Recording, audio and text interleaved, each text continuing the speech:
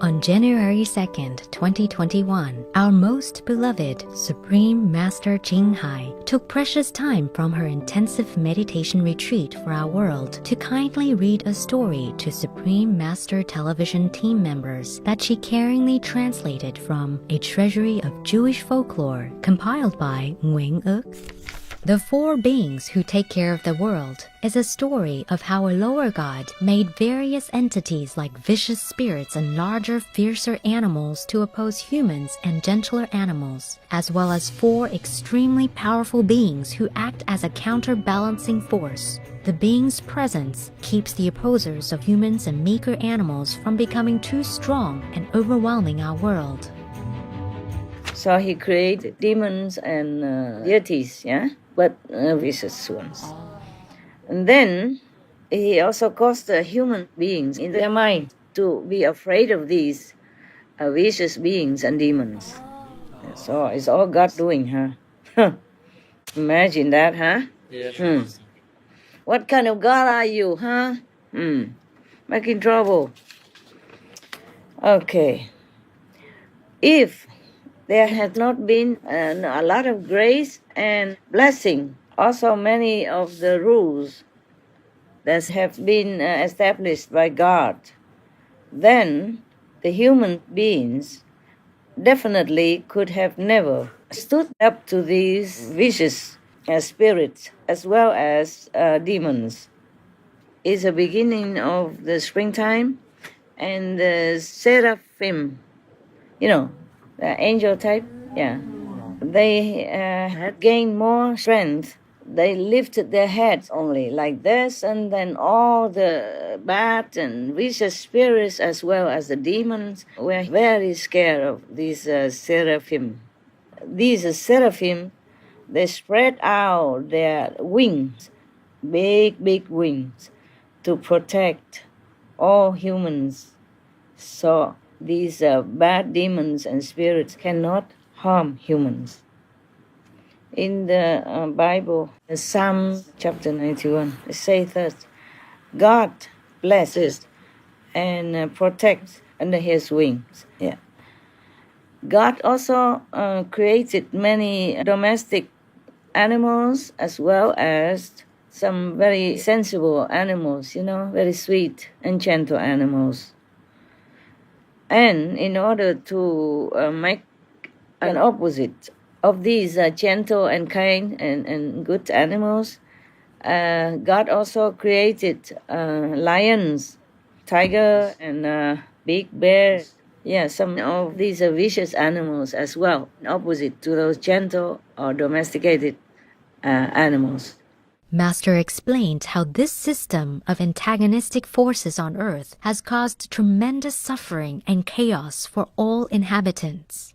Imagine God has arranged everything perfectly, huh? Yeah. And here we are, trying so hard to make it become a paradise. And he is the one who made trouble. Now you know, yeah? Now you know why it's so difficult for me. And it takes a long time, huh? It takes him only 7 days to create this world and the trouble that we inherited.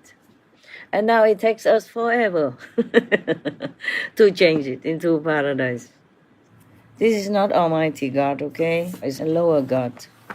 But in the old times, they just called him one name, God. The reason why God created us is so that he can feel happy. Yeah? Like a creative talent, a creative force comes out, and he just had to create us.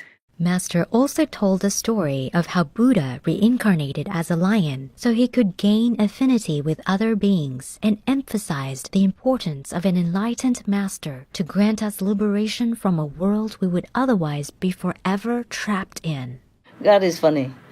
He created many things contradicting each other. And so when I read that story about the Buddha, when he was long eons ago, a lion, I felt, oh my God, so tiring, Yes.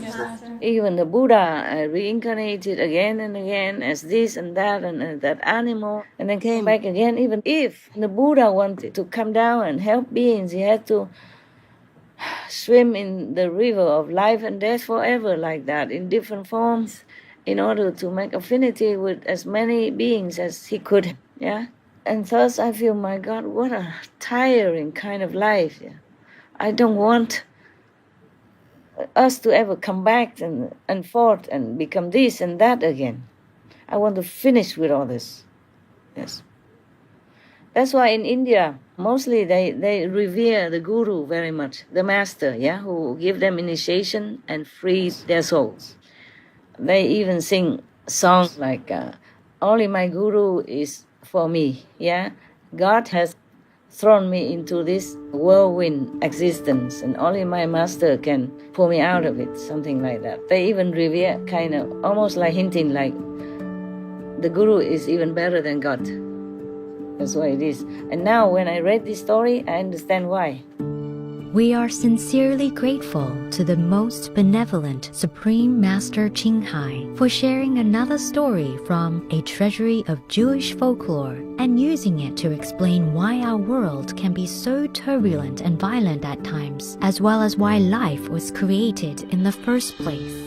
Our eternal gratitude to all the great enlightened masters of the past, present, and future for coming to Earth to liberate souls. And truly, we are unimaginably fortunate to have the ultimate master, Supreme Master Ching Hai, here with us during this final judgment time. May all of Master's loving prayers for our planet, including world vegan, world peace, soon come true, so that there may only be compassion and joy among all beings.